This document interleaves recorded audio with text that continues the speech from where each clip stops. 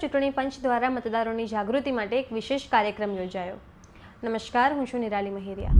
ભારતના ચૂંટણી પંચ દ્વારા મતદારોની જાગૃતિ અને શિક્ષણ માટે સ્વીપ એટલે કે systematic voters education and electoral participation કાર્યક્રમ ચલાવવામાં આવી રહ્યો છે।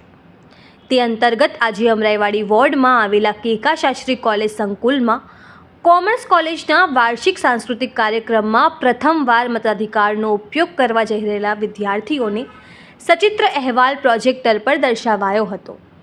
શહેરના આસિસ્ટન્ટ પુરવઠા અધિકારી શ્રીમતી સોનલબેન સોનાણીએ સંકુલમાં હાજર વિદ્યાર્થીઓ જેઓ પ્રથમવાર વોટ કરવા જવાના છે તેઓને અચૂક મતદાન કરવા સંકલ્પબદ્ધ કર્યા હતા।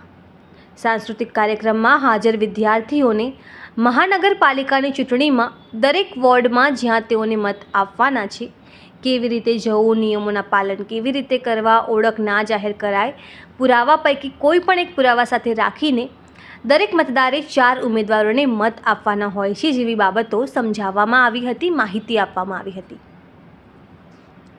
ભાઈપુરા હાટકેશ્વર વોર્ડમાં આવેલા અર્ચના વિદ્યાલય, ધી મધર અંગ્રેજી સ્કૂલ, ઉદ્ગમ વિદ્યાલયમાં વિદ્યાર્થીઓને આગામી મહાનગરપાલિકાની ચૂંટણીમાં તેઓના પેરેન્ટ્સ અચૂક વોટ કરે તે માટે માહિતીગાર કરવામાં આવ્યા હતા અને સંકલ્પ લેવામાં આવ્યો હતો।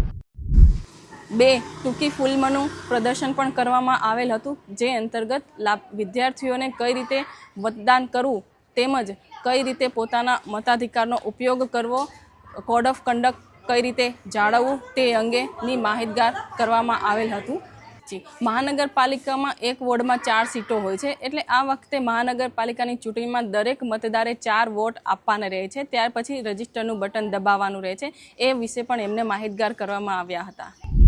અમરાઈવાડી વિધાનસભામાં હાટકેશ્વર ભાઈપુરા બોર્ડમાં આવેલ અર્ચના વિદ્યાલય, ધ મધર ઇંગ્લિશ સ્કૂલ और ઉદ્ગમ વિદ્યાલયના કેમ્પસમાં આજે અમદાવાદ શહેરના આસિસ્ટન્ટ ફૂડ કંટ્રોલર સોનલબેન સોનાણી આજે આપણી સ્કૂલમાં આવ્યા હતા અને આજે છોકરાઓને 26મી તારીખે જે મહાનગરપાલિકાની ચૂંટણી થવાની છે એના માટે માહિતીગાર કર્યા અને પ્રતિજ્ઞા પણ અપાવી કે તમારા જે પેરેન્ટ્સ છે એ ખૂબ જ ઇન્ટરેસ્ટ લઈને અને અચૂક મતદાન કરે અને તમે પણ તમારા પેરેન્ટ્સને અચૂક મતદાન કરાવવાની કોશિશ કરજો અને એને સમજાવજો કે મતદાન અમારો એક લોકતંત્રનો એક પર્વ છે અને પર્વને બધા સાથે મળીને આપણે સેલિબ્રેટ કરીશું એવી રીતે આજે પ્રતિજ્ઞા અપાવી।